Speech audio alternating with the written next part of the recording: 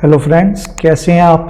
I hope आप लोग अच्छे होंगे। दोस्तों, आज की जो हमारी ये क्लास है साइकोलॉजी की क्लास, जो हम 14-15 क्लासेस बना रहे हैं, 14 क्लासेस बना चुके हैं। आज की ये लास्ट क्लास है जो कि मैं साइकोलॉजी के ऊपर बनाऊंगा। बहुत ज़्यादा ज्ञान दे लिया, मुझे पता है कि लोगों को ज्ञान बिल्कुल भी पसंद नहीं। स्टिल हमने अलग अलग सिनेरियोज की बात करी है कि बाज़ार के अंदर कैसे डिसीज़न लेने चाहिए, लाइफ में कैसे डिसीज़न लेने चाहिए। क्योंकि मैं हमेशा ये चीज़ मान के चलता हूँ कि जो बाज़ार है और जो हमारा जो लाइफ है वो बिल्कुल एक जैसे हैं। बाज़ार भी हमें गलत डिसीज़न के ऊपर सज़ा देता है, बाज़ार भी हमारे गलत डिसीज़न के ऊपर हमें सज़ा देता है। बाज़ार भी हमें जल्दबाजी करने पे सज़ा देता है, ज़िंदगी भी हमें जल्दबाजी कर देने पे सज़ा देती है। बाज़ार भी हमें लेट एंट्री करने के ऊपर सज़ा देता है, ज़िंदगी भी हमें अगर किसी काम को, इम्पोर्टेंट काम को लेट करें या उसको इग्नोर करें तो उसका सज़ा देता है। तो आज की क्लास भी वही है, डिसीजंस के ऊपर है। नेक्स्ट क्लासेस से जो हम बात करेंगे, मैं क्लासेस को कंटिन्यू रखूँगा, लेकिन हम साइकोलॉजी की बजाय अब थोड़ा सा टेक्निकल की चीज़ों के ऊपर बात करेंगे। जैसे मैं आप लोगों को सिंपल बोर्ड के ऊपर बिना चार्ट दिखाए वहाँ पे समझाने की कोशिश किया करूँगा कि भाई हम किस तरीके से बाज़ार को समझ सकते हैं टेक्निकली। चार्ट तो ठीक है, लेकिन चार्ट से पहले जो पीछे का बिहेवियर है एक बायर और सेलर का, वो हम किस तरीके से समझ सकते हैं, तो हम उसकी बात करेंगे। ठीक है, तो जो आज की क्लास है, जो साइकोलॉजी की लास्ट क्लास मैं करने वाला हूँ, ठीक है, वो यही है, डिसीजंस को लेके है कि लाइफ के अंदर बहुत ज़्यादा डिसीजंस क्यों इम्पॉर्टेंट हैं, टाइम के ऊपर डिसीज़न लेने क्यों इम्पॉर्टेंट है, पेशेंस के साथ डिसीज़न लेना, जल्दबाजी ना करके डिसीज़न लेने की क्या इम्पोर्टेंस है, या कई बार क्विक डिसीज़न लेने की क्या इम्पोर्टेंस है। ठीक है, तो चलिए हम थोड़ा सा इस पे बात करते हैं। देखिए, डिसीज़न जो है वो बहुत ज़्यादा इम्पॉर्टेंट है। हर चीज़ में डिसीज़न इम्पॉर्टेंट है, वो चाहे हमारी डे टू डे लाइफ हो, चाहे वो हमारे स्टॉक मार्केट की लाइफ हो। ठीक है, मैं हमेशा इन दोनों को ये मान के चलता हूँ कि दोनों एक जैसे ही हैं। ठीक है, लाइफ भी वैसी है, शेयर बाज़ार भी ऐसा है। लाइफ में भी कई बार बहुत बड़े अप ट्रेंड चलते हैं, बहुत अच्छा समय चलता है, फिर उसके बाद कई बुरा टाइम आ जाता है, कुछ दिक्कत हो जाती है। ऐसे ही शेयर बाज़ार में भी बहुत अच्छे अप ट्रेंड चलते हैं, उसके बाद वो कई साल तक नीचे पड़े रहते हैं। ठीक है, ऐसे ही हमारी लाइफ में भी हमारा करियर हो गया या कुछ भी हमारी पढ़ाई है, लेकिन कोई ऐसी घटना हो जाती है, कोई ऐसी दिक्कत हो जाती है कि हमारे कुछ टाइम के लिए जो है वो इम्पैक्ट आ जाता है हमारी चीज़ के ऊपर, इसके ऊपर।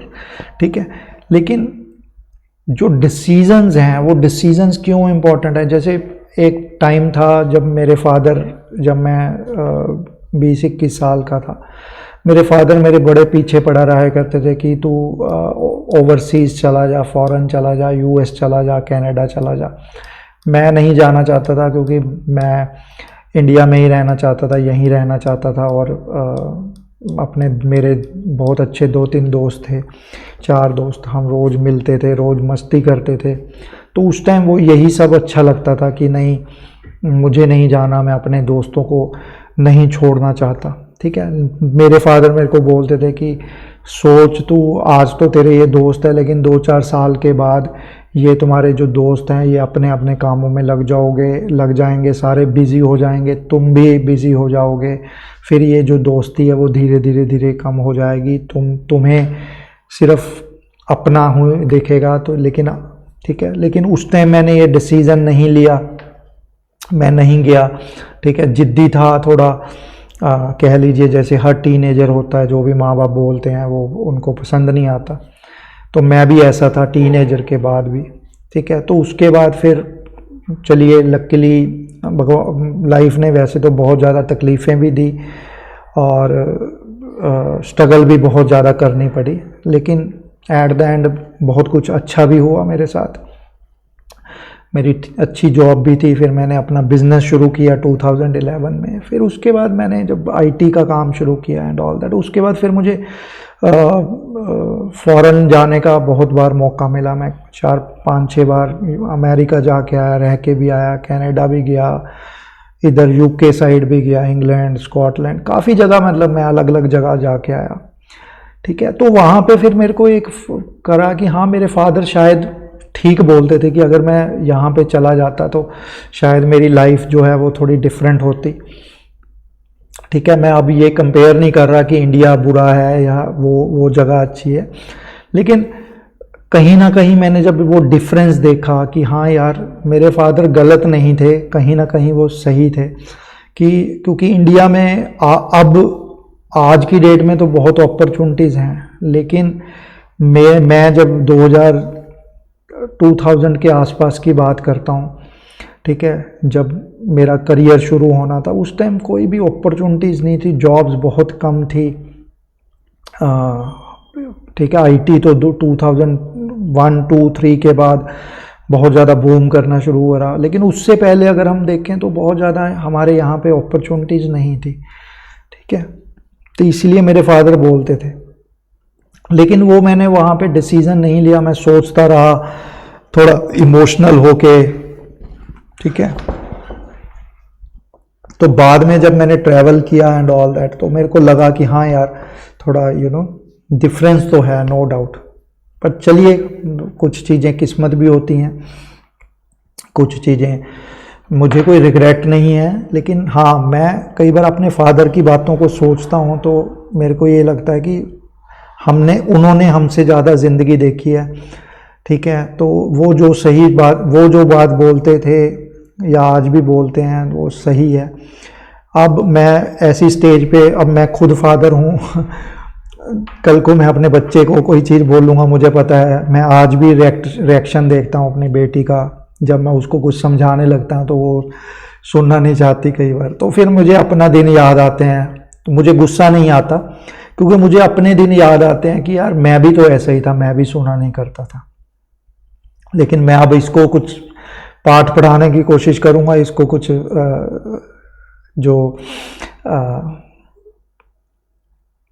अपने लेक्चर देने की कोशिश करूँगा, तो इसको नहीं समझाएगा।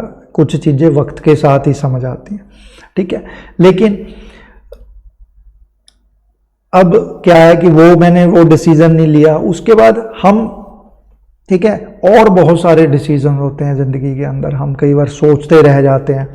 ठीक है, हम ले ही नहीं पाते, हम कंफ्यूज रहते हैं, हम 4 लोगों से पूछते हैं कि भाई मैंने ये गाड़ी लेनी है, तो मैं क्या ये गाड़ी ले लूँ? ठीक है, ये गाड़ी कैसी है? ठीक है, तो दूसरा जो बंदा होगा वो आपको बोलेगा कि नहीं नहीं नहीं, ये गाड़ी नहीं अच्छी। ठीक है, ये गाड़ी नहीं अच्छी। आप 5 लोगों से बोलोगे, 5 लोग आपका 5 गाड़ियों की बात करोगे, आप डिसीज़न ही नहीं ले पाओगे।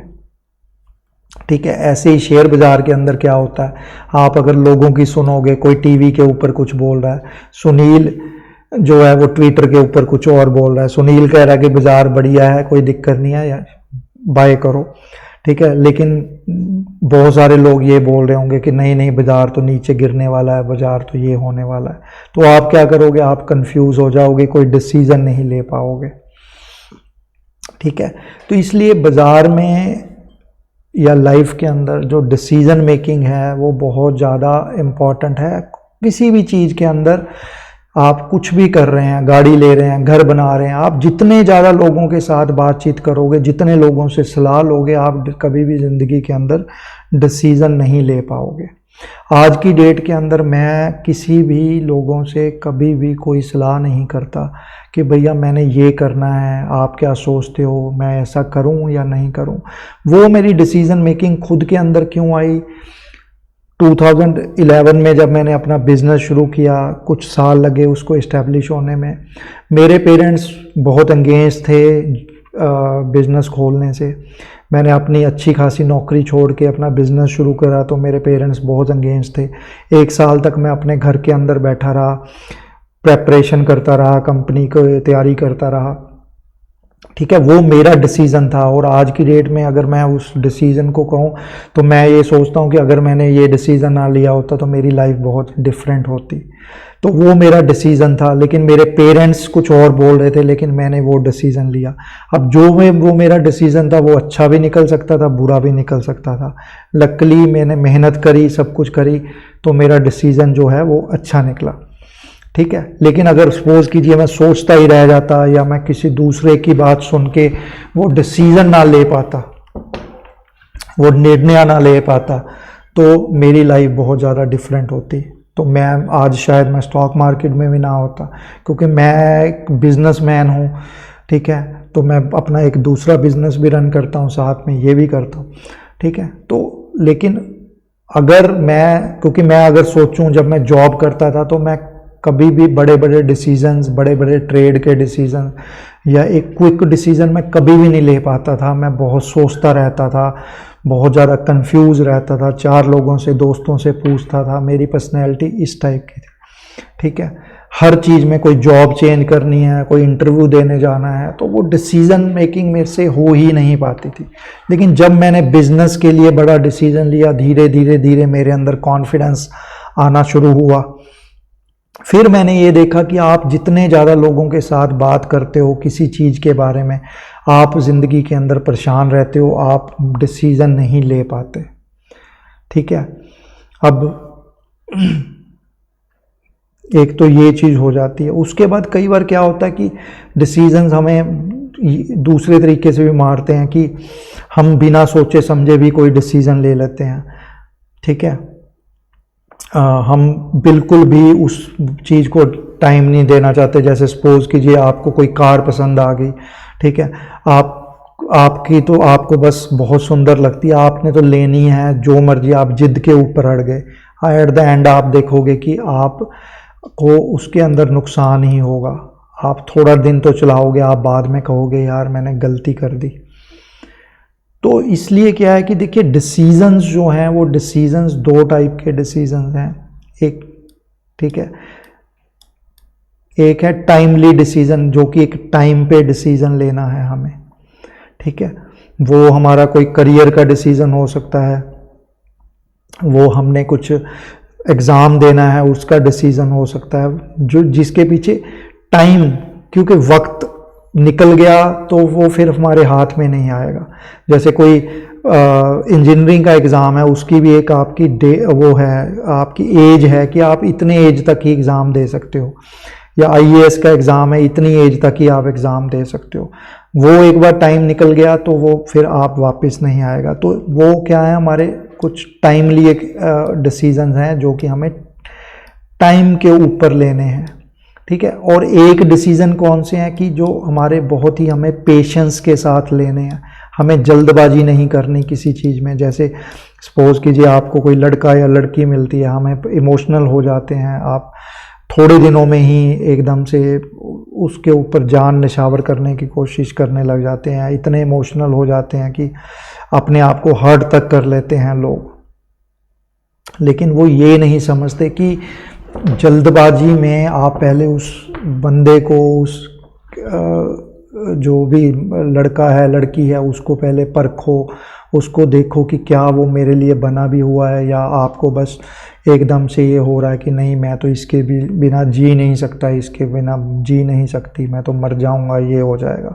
लेकिन आपको मैं अपने एक्सपीरियंस के साथ ये बता सकता हूँ, मैं भी इन दौरों से गुजरा हूँ, ठीक है।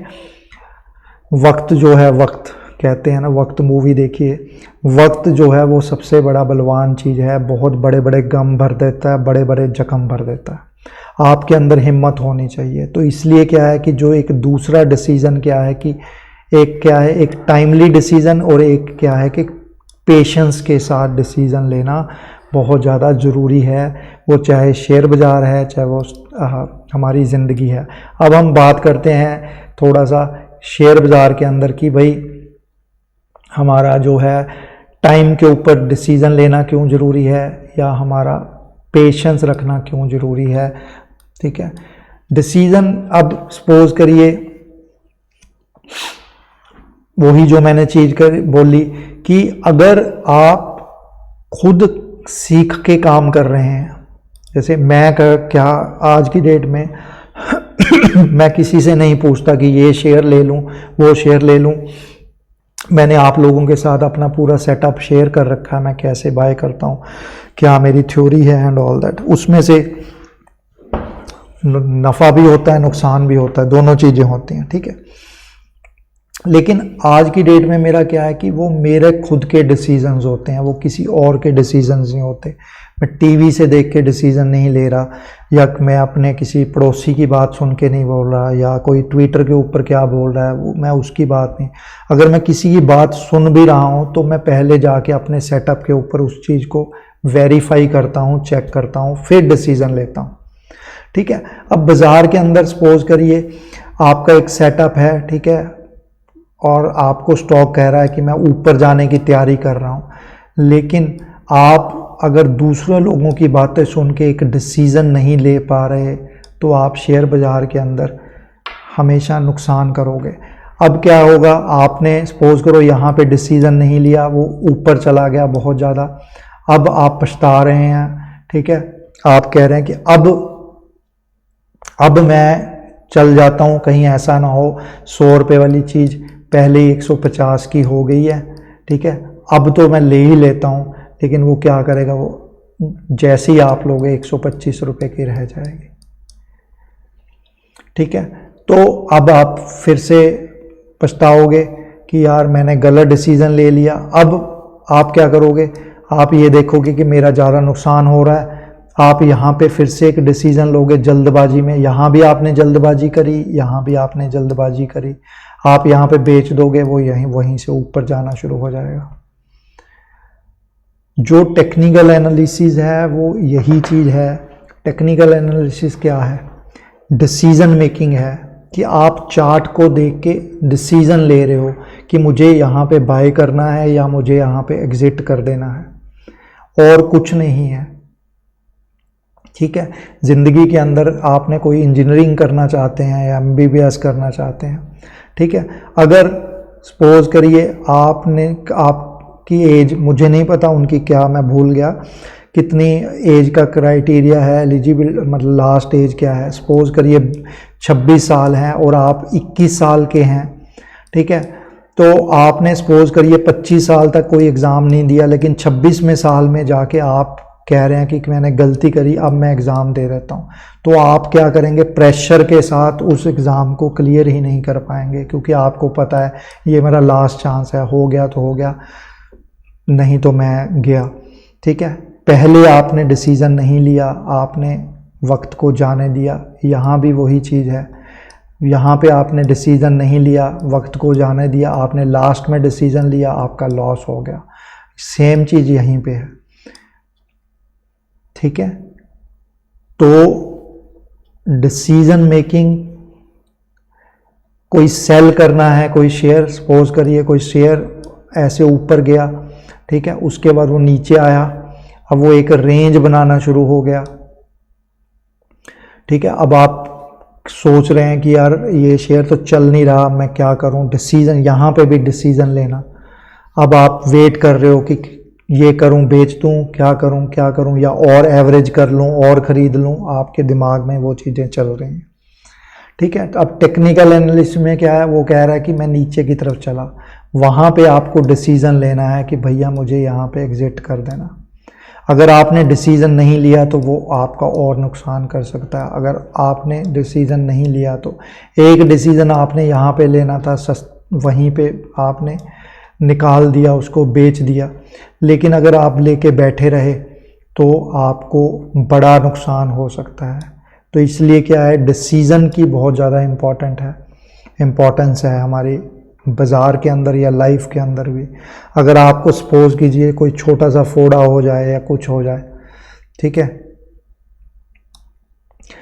तो आपने अगर शुरू में ही उसका इलाज नहीं करवाया, डिसीज़न नहीं लिया डॉक्टर के पास जाने का, तो ये भी हो सकता है वो बढ़ता बढ़ता बढ़ता नासूर बन जाए, उसका कोई इलाज ही ना हो, इतना लेट हो जाओ आप,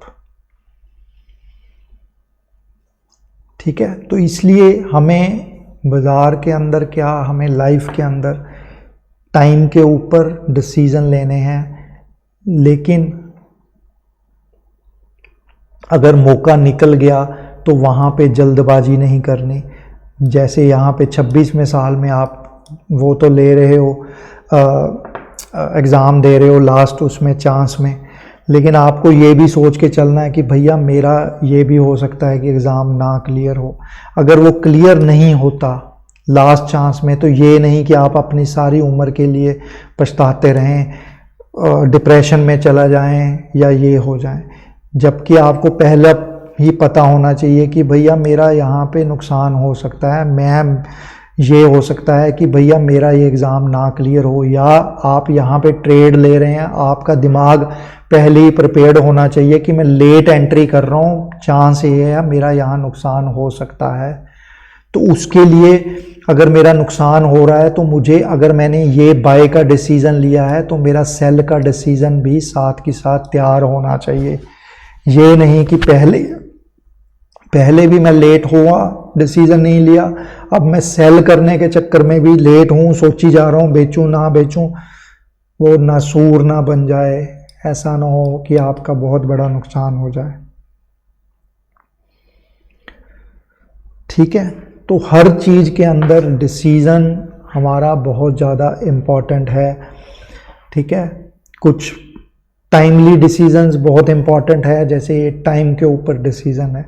फिर एक बार अगर निकल गया तो भैया फिर ये भी डिसीज़न है कि नहीं मुझे ट्रेड लेना, ये भी एक डिसीज़न है, ये भी निर्णय है कि भैया मैंने अगर यहाँ पे शेयर जब था, यहाँ से जब बाहर निकला था मैंने तब नहीं लिया, लेकिन अब वो ऊपर चला गया, अब भी आपका डिसीज़न होना चाहिए कि मुझे यहाँ पे नहीं लेना।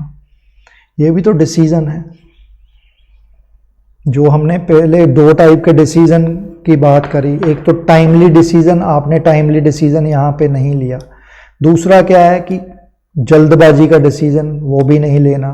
तो ये भी आपको यहाँ पे आपको क्या करना है, ठीक है अगर स्टॉक नीचे आता है थोड़ा रेंज बनाएगा यहाँ पे, फिर ऊपर जाने की कोशिश करेगा, तब मुझे यहाँ पे लेना है, मेरा तब डिसीज़न होना चाहिए, यहाँ पे मेरा डिसीज़न नहीं होना चाहिए।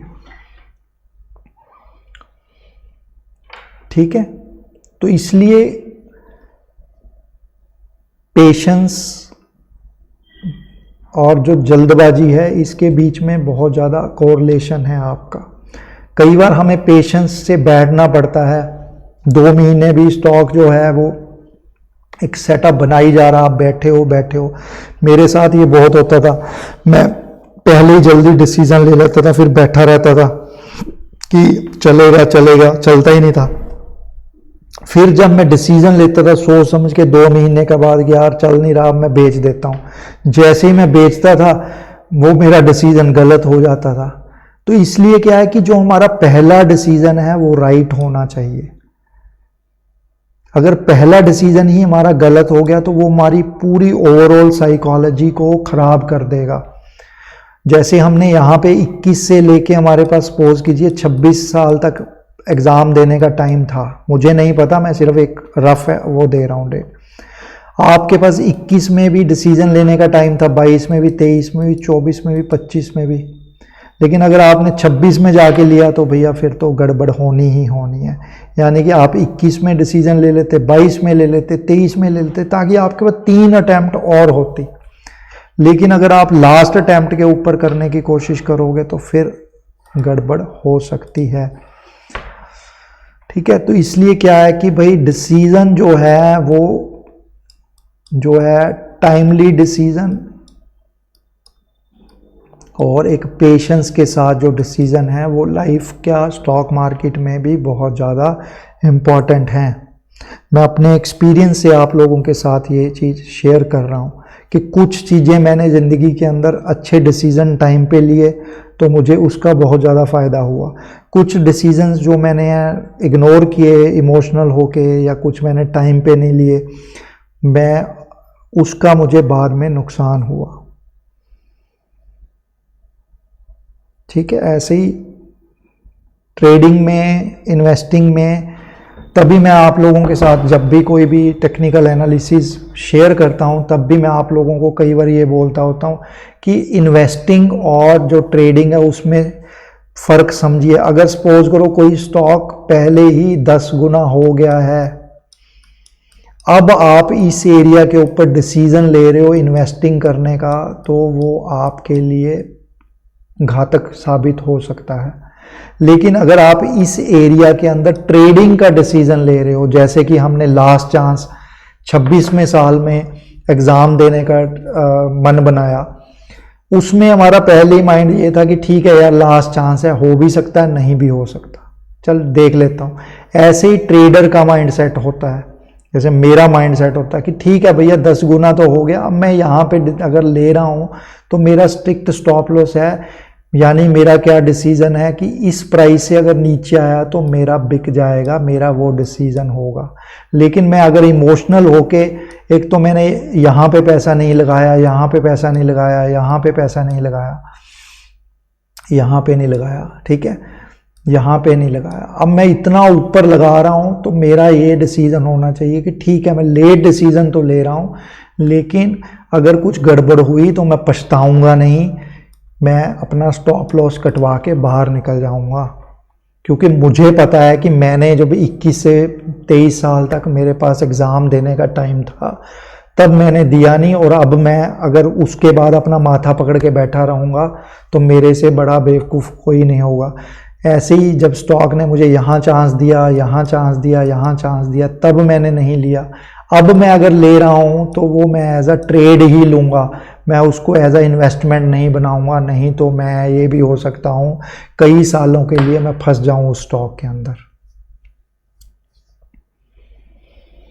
ठीक है, अब बहुत सारे ऐसे स्टॉक्स हैं जो कि जिसके अंदर लोग आज की डेट में भी फंसे हुए हैं। क्यों? उसके पीछे क्या होता है? सपोज करिए एक स्टॉक है कोई भी जुबलिएंट फूड या कुछ, सारी दुनिया बोलती है कि भाई मुझे ये शेयर लेना है, बहुत अच्छी कंपनी है, बहुत अच्छी कंपनी है। जब वो स्टॉक ऊपर चल रहा था, ऐसे जा रहा था, तब किसी ने नहीं लिया, तब किसी ने नहीं लिया, ठीक है, वो जाता रहा, कोई डिसीजन नहीं लिया, सोचते रहे।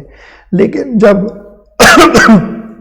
उसका टॉप आ गया, उसके बाद जब वो गिरना शुरू हो गया, तब लोगों ने डिसीजन लिया कि अब हमें सस्ता मिल रहा है, अब हम यहाँ पे ले लेते हैं। वो और नीचे चला गया, फिर से डिसीजन लिया हमने और ले लेते हैं, फिर से डिसीजन लिया हम और ले लेते हैं। लेकिन अब क्या कर रहा है? वो परफॉर्म ही नहीं कर रहा, यहाँ तक जाता है फिर गिर जाता है, यहाँ तक जाता है फिर गिर जाता है। तो अब क्या कर रहे हो? आपने गलत डिसीजन लिया। जब मैं हमेशा लोगों को ये बोलता हूँ कि भैया आप लोग बाज़ार के अंदर ये किस चीज़ के लिए वेट करते हो कि मार्केट गिरे, हमें अच्छे शेयर खरीदने को मिले। लेकिन किसी टाइम जुबलिएंट फूड भी बहुत अच्छा शेयर था, डोमिनोज का पिज़्ज़ा तो आज भी चल रहा है, सब कुछ बिक रहा है। लेकिन जब आपने दुआ मांगी कि भैया नीचे गिर जाए, लो जी वो गिर भी गया, आपको अब सस्ता भी मिल रहा है, लेकिन वो चलता ही नहीं है। तो आपका डिसीजन क्या हुआ? गलत हुआ। तो इसलिए मैं हमेशा हर बंदे को यही चीज़ समझाता हूँ कि ये दुआ मत मांगो कि हमें यही कंपनी लेनी है और ये हमें सस्ता शेयर लेना है, ये दुआ मत मांगो। आप ये मांगो दुआ कि मुझे एक ऐसा शेयर मिल जाए सही टाइम के ऊपर जिसका ट्रेंड अप है, मैं सही टाइम के ऊपर उसके अंदर चढ़ जाऊँ, सही टाइम पे डिसीज़न ले लूँ। ये मैं डिसीज़न ना लूँ कि मैं इस शेयर जो कि नीचे पड़ा हुआ है। आप देख लीजिए, बहुत सारी कंपनीज हैं, मैं आपको दिखा देता हूँ। जो लोग दुआ मांगते हैं कि नीचे हमें नीचे मिल जाए, बाजार उनकी दुआ जरूर पूरी करता है, लेकिन आपका पैसा नहीं बनता उसके अंदर। क्यों नहीं बनता? क्योंकि आपने पहले डिसीजन नहीं लिया अच्छा, आपने बाद में डिसीजन लिया जब वो नीचे आना शुरू हो गया, और फिर वो आपको पैसा ही नहीं बना के देता। अब जब आप फ्रस्ट्रेट हो जाओगे, कई साल तक वो कोई भी कंपनी पड़ी रहेगी नीचे, और फिर वो यहाँ से ऊपर जाके जब जाना शुरू करेगी, आपको फिर डिसीजन लेना है अब बाय करने का। तब आप नहीं बाय करोगे, वो डिसीजन नहीं ले पाओगे, क्योंकि बाजार ने आपका पहले ही परेशान करके आपका पेशेंस ख़त्म कर दिया। अब वो कहेगा कि मुझे भैया सुनील यहाँ पे ले ले, आप यहाँ पे डिसीजन नहीं ले पाओगे।